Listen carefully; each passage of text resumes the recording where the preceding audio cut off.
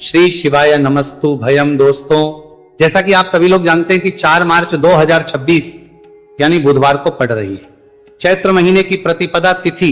और दोस्तों, ये वो तिथि है जो चैत्र मास में पड़ने वाली सबसे बड़ी तिथि है, क्योंकि ये बुधवार के दिन पड़ रही है और इसका बहुत ही बड़ा और विशेष महत्व होता है।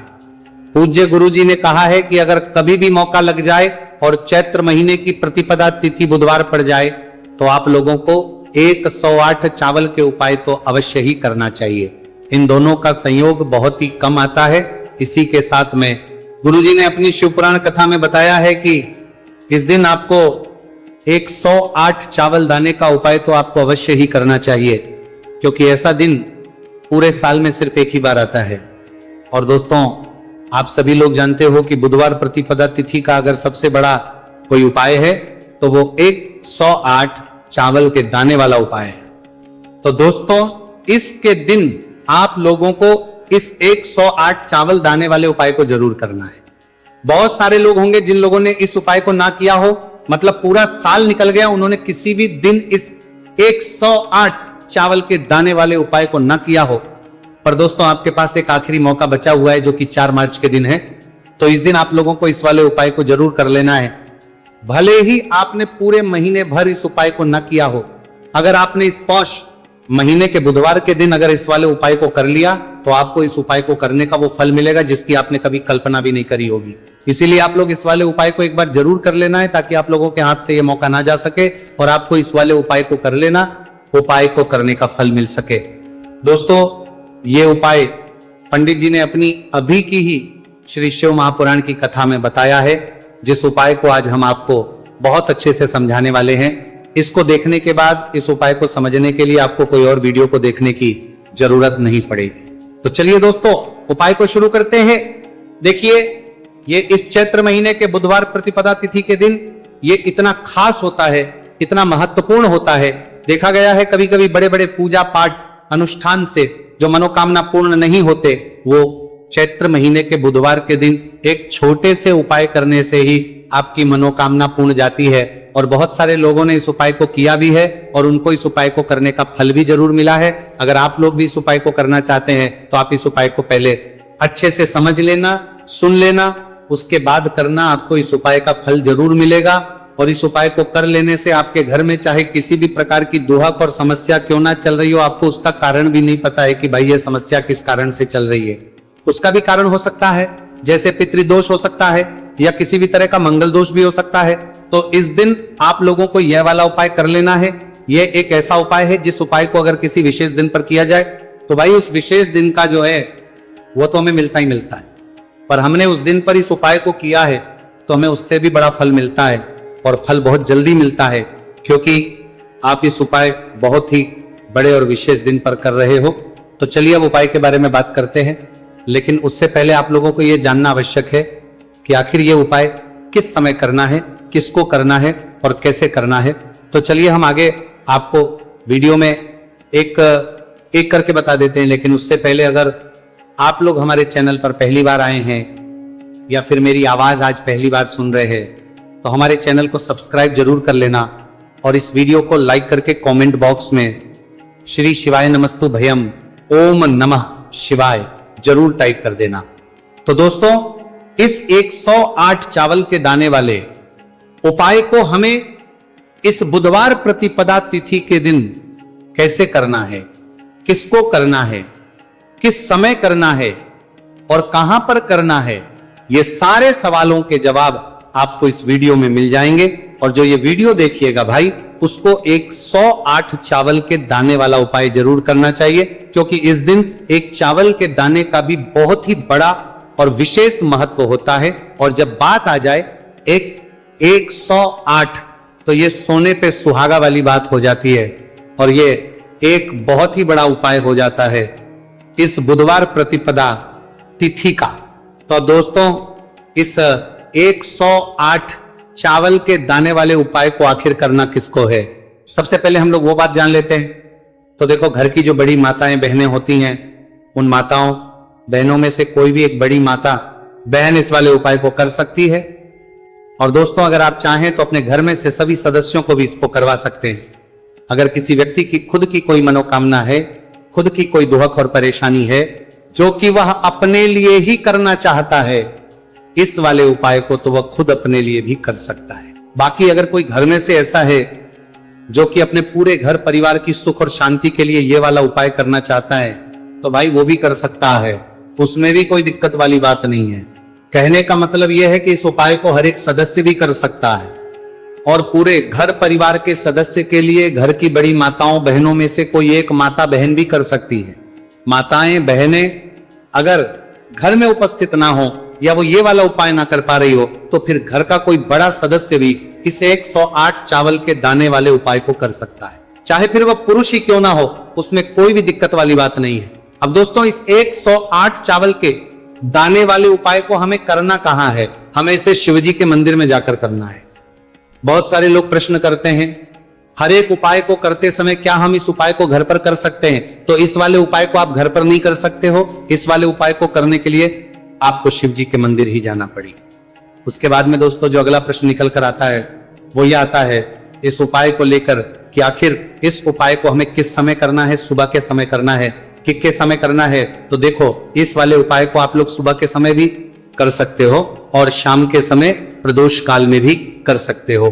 अब अगर आप पूछो कि भाई सबसे उत्तम समय कौन सा रहेगा इस 108 चावल के दाने वाले उपाय को करने का, तो हम आपसे बस यही कहेंगे कि इस उपाय को आप सुबह के समय करेंगे तो ज्यादा बेहतर होगा।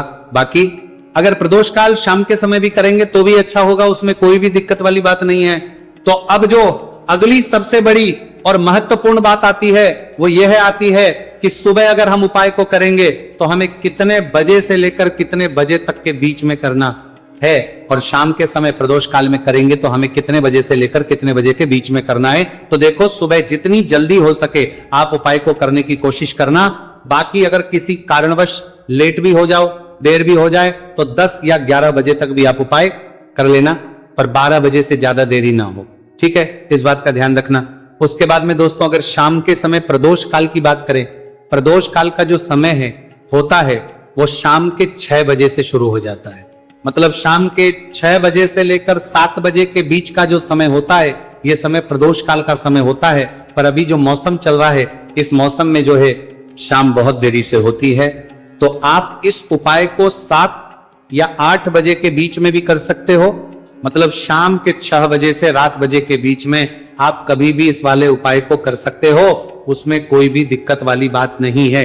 अब दोस्तों यहां पर इस उपाय को लेकर एक और सबसे बड़ी बात यह निकल कर आती है कि इस 108 चावल के दानों को हमें लेना कहां से होता है, और हमें इस उपाय को करने के साथ में क्या और कुछ भी सामग्री ऐसी होती है जो शिवजी के मंदिर लेकर जानी पड़ती है। तो देखो, यहां पर हम आपको बता दें, सबसे पहले आप लोग ये जान लो कि ये जो 108 चावल के दाने वाला उपाय है, सिर्फ और सिर्फ आप उपाय की सामग्री लेकर कभी भी शिवजी के मंदिर मत जाना, क्योंकि हमें भगवान के सामने यह नहीं दर्शाना है कि अगर हम भगवान शिवजी के मंदिर आए हैं तो अपने फायदे के लिए आए।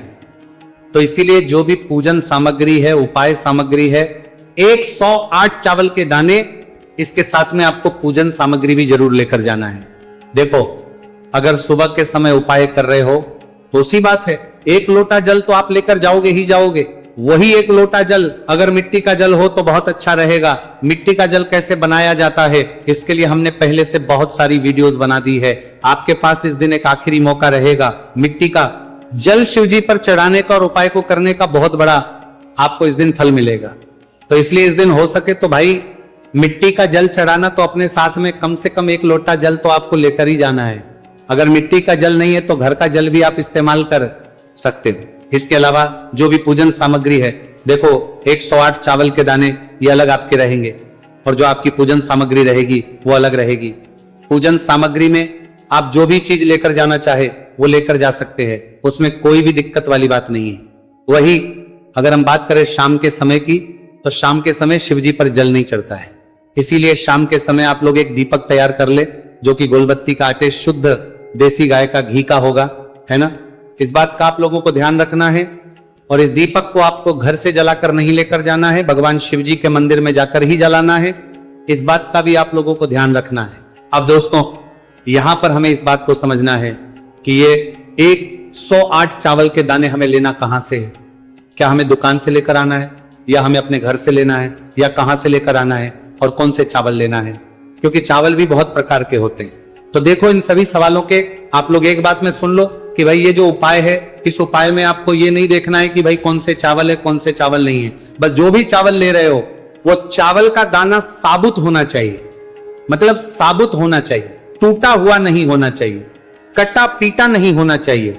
यह बात आपको ध्यान रखना है। बाकी आपका चावल बासमती हो या सादा चावल हो या कोई सा भी चावल हो, उसमें कोई भी दिक्कत वाली बात नहीं। तो सीधी सी बात है कि घर के रसोई घर में जहां पर आप भोजन बनाते हो, वहां पर जो भी चावल आपके उपस्थित हो, उन चावलों में से अपनी एक कटोरी भर लेना या एक मुट्ठी चावल अलग से निकाल कर रख लेना, क्योंकि हम एक 100 तरह के 8 चावल ही यहां पर इस उपाय में लेने वाले हैं। तो हमें ये चावल के दाने गिनकर निकालने पड़ देंगे।